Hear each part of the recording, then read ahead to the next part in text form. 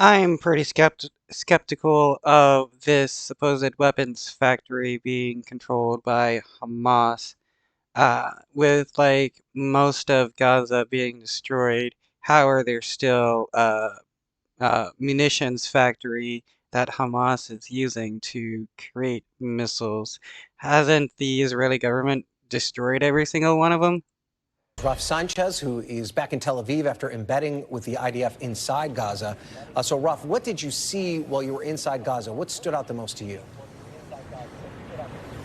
Well, Brian, one of the enduring questions we've had is how is it possible that 3 months into this war, when the Israeli military has frankly laid waste to much of Gaza, claims that it is defeating Hamas, how is it that Hamas is still able to fire rockets as they did tonight, sending Israelis running to bomb shelters? And we got a partial answer to that question in Gaza earlier today. The Israeli military took us to see what they said was the largest rocket and munitions production factory that they have discovered inside Gaza during these months of the war. That's pretty hilarious how they found the largest, or supposedly they found the largest munitions factory controlled by Hamas, and instead of destroying it like they do with all the others, they decide to bring in the media and show it off. This, Ryan, is basically a series of above and below ground production hubs, according to the IDF, connected by tunnels. These rockets are assembled in different places, and then they are moved through the tunnels to the places that they are launched from. It appeared to be a pretty... If Bibi really wanted to stop Hamas, he would stop giving them funds so that they could create rockets like Israelis. I mean, he's basically helping the terrorist group that he's supposed to be fighting against. That's pretty wacky, don't you think? Funding the terrorist group that you're fighting against. Sophisticated operation. We asked the Israeli military, do you consider it a failure that Hamas retains this ability to fire rockets 3 months on? They insisted that they are tamping down the rocket fire. The other... So what? Israel has destroyed 80% of the infrastructure in the buildings in Gaza, and yet somehow Hamas is able to build more munitions factories. The thing that was so striking, Ryan, is we were in an area of central Gaza that was once fairly densely populated, home to hundreds of thousands of people. We did not see a single Palestinian civilian. There was destruction and devastation as far... Well, yeah, you won't see a whole lot of Palestinians in a place that has been bombed. Like, why would you? far as the eye could see, and you just find yourself thinking, when are these people going to be able to return home? Are they going to have any homes to be able to return to? And this reconstruction effort...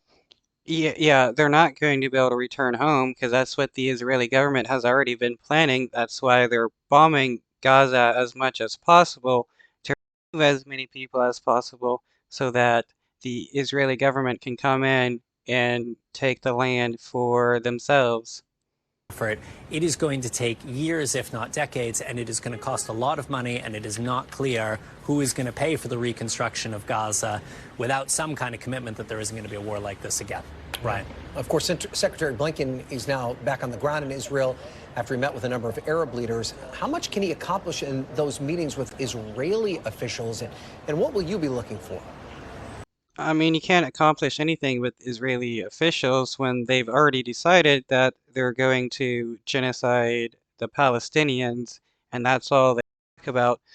Blinken can come in and tell Bibi that he should completely stop the war and have a ceasefire, and Bibi is just going to ignore him. Yeah, it's a good question. So when senior U.S. officials have come to Israel over these recent months, they have usually gone home with some kind of tangible. When Jake Sullivan was here in December, he got the Kerem Shalom crossing into Gaza open for more humanitarian aid. It's likely Secretary Blinken will want some further commitment that he can show to the American public, to the world, frankly, that Israel is listening when the U.S. says there needs to be more humanitarian aid going into Gaza. Right, just The Israeli government is not going to be able to save face with the international community, just letting a little of aid come in when they've been committing a genocide since October 7th. Gaza. He has a number of other priorities, one of which is getting the far-right ministers who sit around the security cabinet table in Benjamin Netanyahu's government to tone down their rhetoric, because we have been hearing over and over again from them they want to expel Palestinians from Gaza, something the U.S. LOL. Yeah, hey guys, can you just not talk about a genocide as much as you do? Because it's hard for us to defend you when you continually talk about a genocide.